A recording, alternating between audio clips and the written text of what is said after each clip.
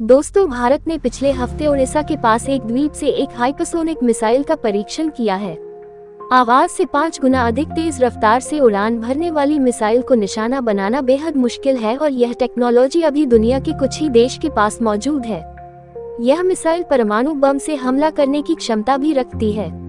Hypersonic missile के सफल परीक्षण को मिसाइल टेक्नोलॉजी में भारत की एक बहुत बड़ी सफलता माना जा रहा है। इसे भारत के रक्षा शोध संस्थान DRDO, defence research and development organisation ने बनाया है। DRDO रक्षा मंत्रालय के तहत युद्ध के साजो सामान बनाने वाला सबसे बड़ा संस्थान है। इसका मकसद हवा, समंदर, अंतरिक्ष और साइबर क्षेत्र के लिए आधुनिकतम सेंसर, रडार, हर तरह के हथियार, मिसाइल, परमाणु बम, तोप, टैंक, पनडुब्बी, लड़ाकू विमान और उनसे संबंधित साजो सामान और पार्ट्स के डिजाइन तैयार करना और उन्हें बनाना है। भारत में 1974 और 1998 में पोखरण में परमाणु धमाका इसी संस्थान के वैज्ञानिकों की निगरानी में किया गया था। भारत का परमाणु बम और हाइड्रोजन बम भी DRDO ने ही बनाया है। DRDO की शाखाएं देश के विभिन्न शहरों में फैली हुई हैं। पूरे देश में इसकी लगभग 42 लैबोरेटरी हैं, जहां रक्षा के अलग अलग क्षेत्र में हजारों वैज्ञानिक शोध और विकास के काम में लगे हैं। DRDO ने अपनी 5 लैबोरेटरी युवा वैज्ञानिकों के लिए खास तौर पर रखी है, जहां केवल 35 साल से कम उम्र के इंजीनियर ही काम करते हैं। DRDO में अक्सर ग्रेजुएट और वैज्ञानिक इंजीनियरिंग और साइंस के ऐसे शैक्षणिक संस्थानों से आते हैं जिन्हें देश भर के शीर्ष संस्थानों में नहीं गिना जाता, बल्कि वह कम प्रसिद्ध शैक्षणिक संस्थानों में गिने जाते हैं। पल्लव बागला रक्षा मामलों के पत्रकार हैं। उन्होंने DRDO की बहुत करीब से कवरेज की है। DRDO को भारत की सशस्त्र सेनाओं की हर तरह की जरूरत पूरी करने के लिए बनाया गया है। लोग केवल यही जानते हैं कि इसने परमाणु बम बनाया है, हाइड्रोजन बम बनाया है, वह तरह तरह की मिसाइल बना रहा है, उसने पोखरण का परमाणु विस्फोट भी किया था। लेकिन ये कम लोगों को मालूम है कि वह सैनिकों के लिए अलग अलग मौसमों के हिसाब से जरूरी यूनिफॉर्म बनाता है और आरामदेह जूते भी।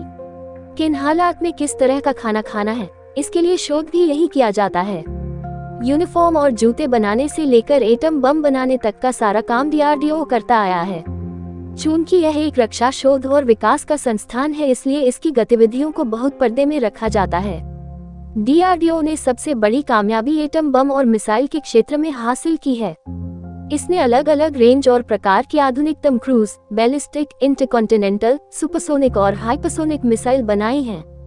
रक्षा विश्लेषक राहुल बेदी का कहना है कि DRDO ने मिसाइल बनाने में जो कामयाबी हासिल की है, वह कई विकसित देशों में भी नहीं हासिल हो पाई है।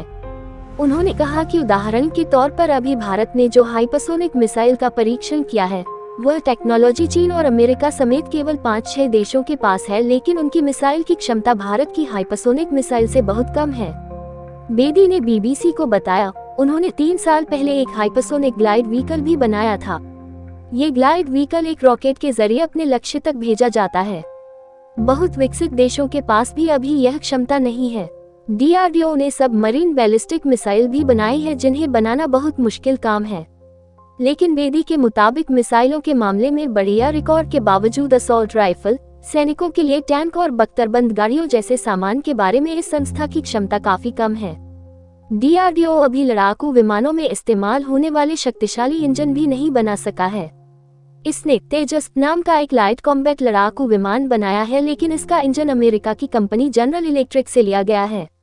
DRDO की मिसाइल टेक्नोलॉजी की शुरुआत 1980 के दशक में हुई थी, जब डॉक्टर अब्दुल कलाम के नेतृत्व में मिसाइल डेवलपमेंट प्रोग्राम शुरू किया गया था।